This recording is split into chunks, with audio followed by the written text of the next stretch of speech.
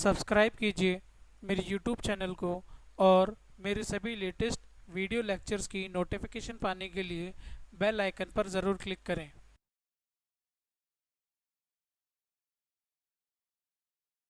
सभी विद्यार्थियों को मेरा नमस्कार। मेरा नाम दिनेश गुप्ता है।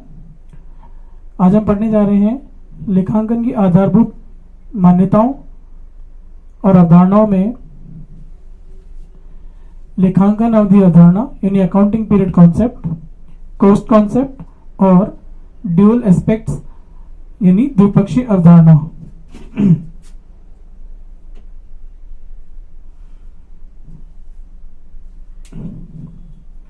अब यहाँ पे लेखांकन अवधि अवधारणा यानी अकाउंटिंग पीरियड कॉन्सेप्ट क्या है?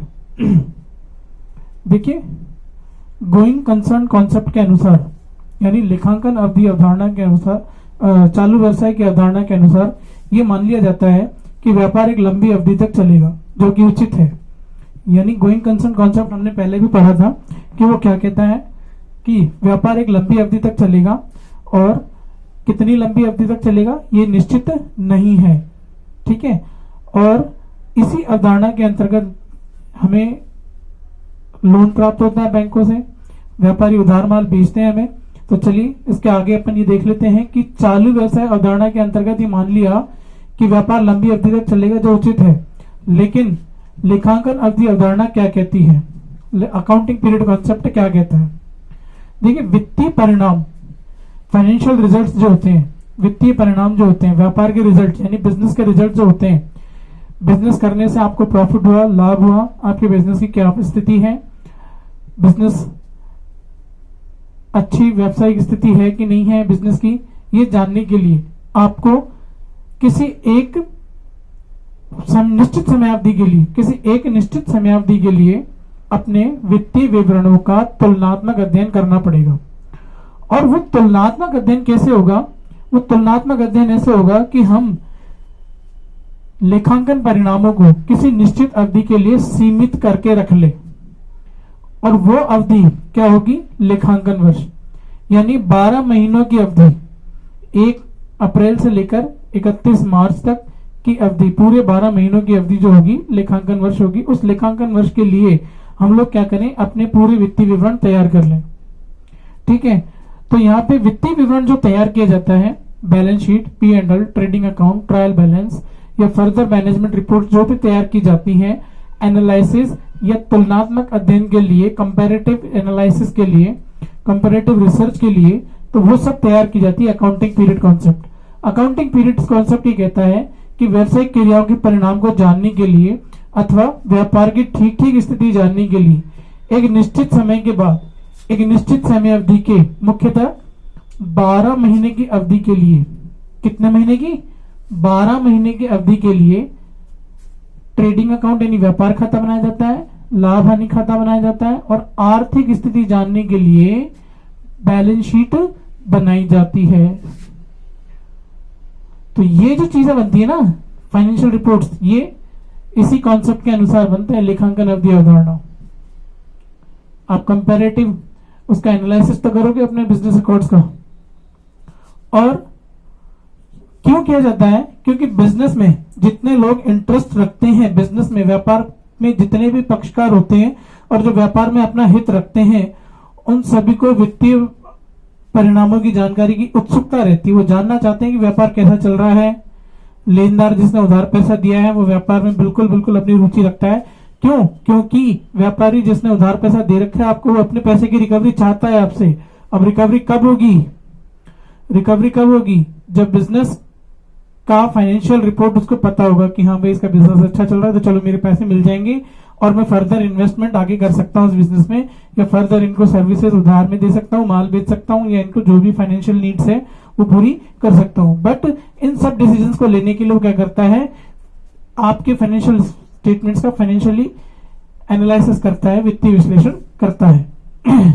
वित्तीय परिणामों के तुलनात्मक अध्ययन के लगभग सभी व्यापारिक इकाइयां वित्तीय वर्ष, जिसे लेखांकन वर्ष भी कहा जाता है, अंत में व्यापारिक एवं लाभ हानि एवं स्थिति विवरण तैयार करती हैं। और ये तुलनात्मक अध्ययन करने के लिए इकाई को यानी बिजनेस एंटिटी को 1 अप्रैल से लेकर के 31 मार्च की अवधि के लिए वित्तीय परिणाम प्रत्येक वर्ष के लिए बनाए जाते हैं।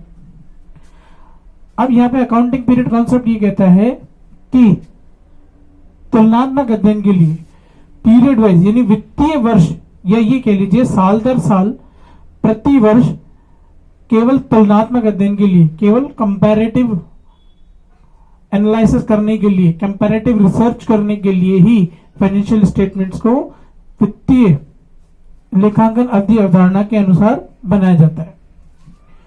ठीक है, यानी कि केवल और केवल टाइम को स्पेसिफाई करने के लिए, अकाउंटिंग के टाइम को और बिजनेस रिजल्ट्स के वित्तीय परिणामों के समय को निश्चित करने के लिए ही हम क्या करते हैं, लेखांकन अवधि अवधारणा यानी अकाउंटिंग पीरियड कॉन्सेप्ट का यूज करते हैं। ये कॉन्सेप्ट ये बताता है कि आपको बिजनेस में अकाउंटिंग रिजल्ट्स कितने साल, कितने समय के लिए रखने हैं, कितने कौन कौन से समय के लिए रखने हैं। फिर आता है अपने पास में कॉस्ट कॉन्सेप्ट यानी लागत अवधारणा।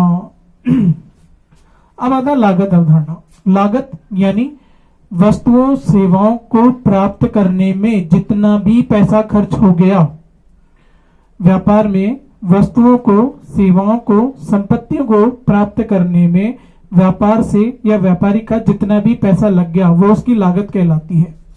और संपत्तियों को जिस मूल्य पर प्राप्त किया गया है, व्यापार में संपत्तियों को जिस मूल्य पर प्राप्त किया गया है उसी मूल्य पर पुस्तकों में दिखाया जाता है और वित्तीय परिणामों में, स्थिति विवरण में यानी बैलेंस शीट में जब दिखाया जाएगा संपत्तियों को तो उसके ओरिजिनल प्राइस में से मूल्यह्रास यानी डेप्रिसिएशन की राशि को घटाकर दिखाया जाता है। यह प्रक्रिया आगे के वर्षों में भी चली रहेगी ताकि संपत्ति व्यवस्थित रूप से दिखाई जा सके। यानी कॉस्ट कॉन्सेप्ट बेसिकली आपकी असेट्स के लिए है। कॉस्ट कॉन्सेप्ट बेसिकली आपकी असेट्स के लिए है। असेट्स के लिए क्यों है? क्योंकि लंबे टाइम तक असेट्स को बिजनेस के अंदर दिखाया जाता है।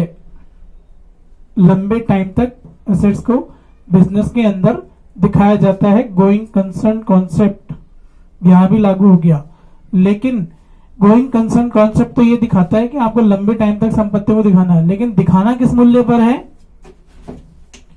ये कॉस्ट कॉन्सेप्ट बताता है आपको।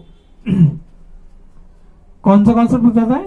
Cost concept. कॉस्ट कॉन्सेप्ट ये बताता है कि संपत्तियां या वस्तुएं जो भी व्यापार में लंबे समय तक उपयोग में ली जाने वाली हैं या आप लेकर आए हैं उपयोग में करने के लिए, व्यवसाय में उपयोग में लेने के लिए आप जो भी संपत्तियां लेकर आए हैं उनको पुस्तकों में उनके प्राप्त किए हुए मूल्य पर ही दिखाना है।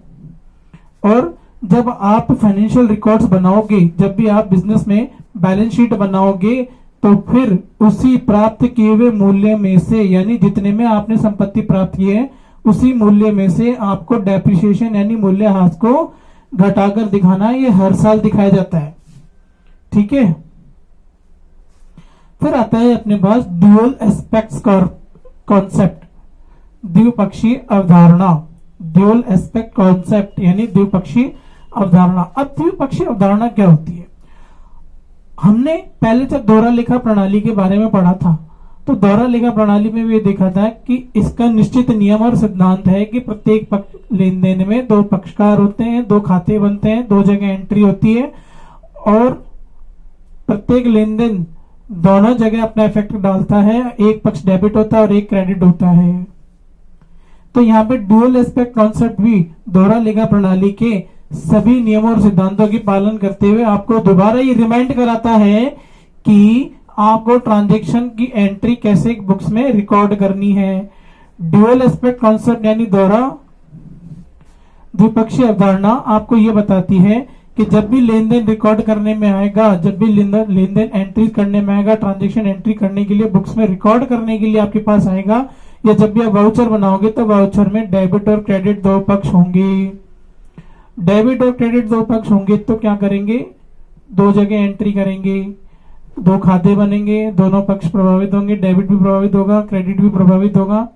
तो ये डुअल एस्पेक्ट कॉन्सेप्ट आपको यही दिखाता है।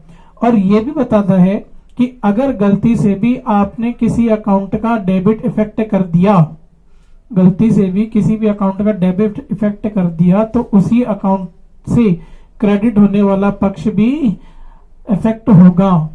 ठीक है, यानी द्विपक्षीय अवधारणा हमें दोबारा से रिमाइंड कराता है कि हमें जो एंट्री करनी है वो दोहरा लेखा प्रणाली के अनुसार ये मान के करनी है कि सभी ट्रांजैक्शन के अंदर दो पक्षकार होते हैं, दो जगह एंट्री होगी, दो खातों में एंट्री होगी। ठीक है, तो ये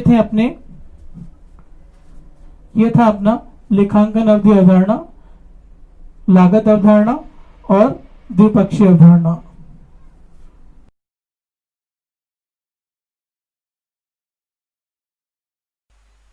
सब्सक्राइब कीजिए मेरे YouTube चैनल को और मेरे सभी लेटेस्ट वीडियो लेक्चर्स की नोटिफिकेशन पाने के लिए बेल आइकन पर ज़रूर क्लिक करें।